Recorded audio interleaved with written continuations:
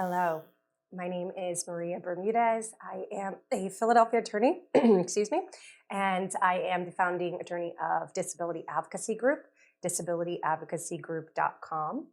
I am making this video as part of a series of the steps that Social Security goes through to decide whether or not you are disabled. So in the last video, we went through step 3, which is whether you meet the criteria of a specific listing. Before that, we talked about severe impairments. And then step 1 is, whether you're performing work activity at the SGA level, which we talked about being a defined term. So if you're working beyond a certain level, they don't even look at whether or not you are whether or not you are diagnosed with a severe impairment. So step 3.5, and that's not an official step. That's more of an internal thing.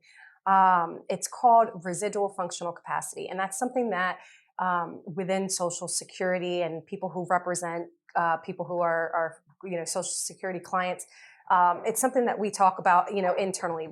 Residual functional capacity. It's not an actual step. There's 5 steps, and this is 3.5. That's what we made it, or that's what Social Security refers to it as. And I learned that, working there, 3.5.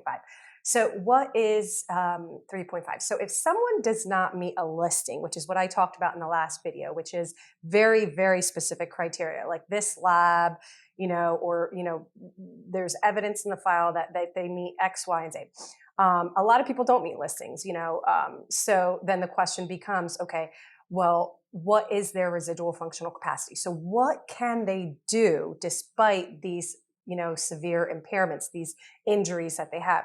So say, for example, someone has, okay, so the first thing that Social Security is going to look at is what level the person is in terms of their exertion. What can they do? So say, for example, someone has a hip that they have problems with, degenerative joint disease in their hip, and then they also have, say, neuropathy from diabetes, and they can't use their hand very, very much. So okay, there is the sedentary work level, the light work level, the medium work level, the heavy work level. So if somebody has a hip problem and they have a arm problem or hand problem, then okay, are they going to be able to stand and walk for long periods of time? Are they going to be able to lift and carry things that are heavy? If they can only lift up to, say, 10 pounds and they cannot walk more than 2 hours in an 8-hour workday, then they're likely going to be at what we call the sedentary work level. And so when we talk about sedentary work, that's like a seated job. So that would be, like administrative assistants are at the sedentary work level. There is, security guard positions where you sit at a desk. There's some of those that are at the sedentary level. A lot of times we'll hear the vocational experts during hearings talk about assembler positions, like factory work where you just sit there and, I don't know, deal with widgets. I don't know if that even exists, but anyway, those are jobs that they say exist, and those are at the sedentary level. So again, 3.5 is what are you capable of doing? So they look at the exertion. So like sedentary, light work involves standing and walking a little bit more and lifting up to, say, 20 pounds. Medium work, it's 25 to 50 pounds. And you're doing more postural activities, so you would be bending, lifting, climbing, those sorts of things that would be in the realm of medium work. And then heavy work and very heavy work, think construction, think of welding, think of very exertionally demanding work that is heavy.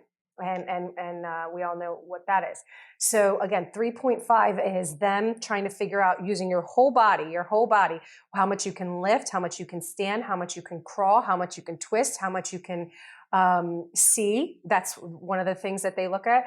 If you have a vision impairment, if you have a hearing impairment, or if you have seizures or something else that affects your, where you're limited in terms of how much you can be around noise, or migraine headache, something like that. So they, or if you have mental impairments such as depression, anxiety, then all of these factors go into what they put into a clause, which is your residual functional capacity. So Maria can do sedentary work with only occasional using her hand. She can, only occasionally climb ladders, ropes, and scaffolds. She can frequently climb ramps and stairs. She can only occasionally engage with the general public. She can only perform simple routine tasks. So those are a combination of different things that that may be included in what we call the residual functional capacity. So that's step 3.5. Join us in the next video for step 4. Thank you.